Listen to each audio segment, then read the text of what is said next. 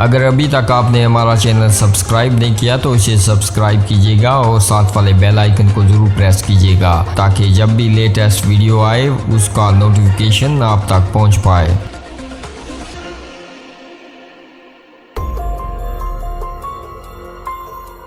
بسم اللہ الرحمن الرحیم۔ السلام علیکم اسٹار ٹی وی کے معزز ناظرین، آزاد کشمیر میں نئی حکومت سازی کے لیے پلان اے پر عمل درآمد کا فیصلہ کر لیا گیا۔ ناظرین، منگل کے روز بیرسٹر سلطان محمود چودھری کو وزیر اعظم آزاد کشمیر نامزد کیے جانے کا فیصلہ کر لیا گیا ہے۔ ناظرین، دستیاب معلومات کے مطابق آزاد کشمیر کی نئی حکومت کے لیے 2 پلان تشکیل دیے گئے تھے۔ پلان اے کے مطابق تحریک انصاف کو 2/3 اکثریت ملنے کی صورت میں وزیر اعظم آزاد کشمیر کا عہدہ بیرسٹر سلطان محمود چودھری کو دیا جانا تھا، جس پر بلا آخر آج فیصلہ کیا جا رہا ہے۔ ناظرین، ذمہ دار ذرائع نے بتایا ہے کہ بیرسٹر سلطان محمود چودھری کا انتخاب چند اہم وجوہات پر کیا جا رہا ہے۔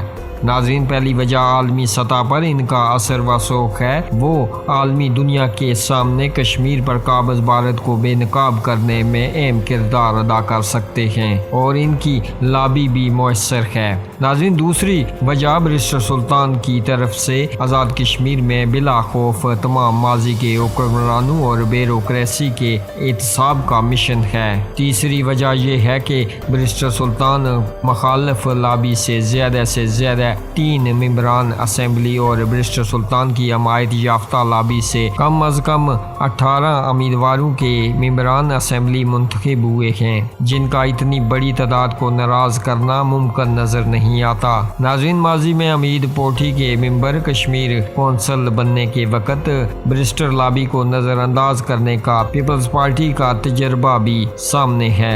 بیرسٹر سلطان کے ساتھ بیگم نور ابراہیم کے خاوند فاروق ابراہیم کا نام سر فہرست ہے۔ ناظرین، پلان بی کے مطابق تحریک انصاف کی اکثریت نہ ہونے کے باعث پیپلز پارٹی سے مل کر حکومت بنانا شامل تھا۔ ایسی صورت میں سردار یعقوب خان کو صدر ریاست یا چودھری یاسین کو سینئر وزیر اور میاں وحید کو اسپیکر بنائے جانے کا فیصلہ تھا۔ ناظرین، آپ اپنی رائے کا اظہار اس ویڈیو کے بارے میں نیچے کمنٹ باکس میں ضرور کیجیے گا۔ ویڈیو کو لائک کیجیے گا، اپنے دوستوں کے ساتھ شیئر کیجیے گا۔ اسی کے ساتھ چاہوں گا آپ سے اجازت، اگلی ویڈیو تک کے لیے اللہ حافظ۔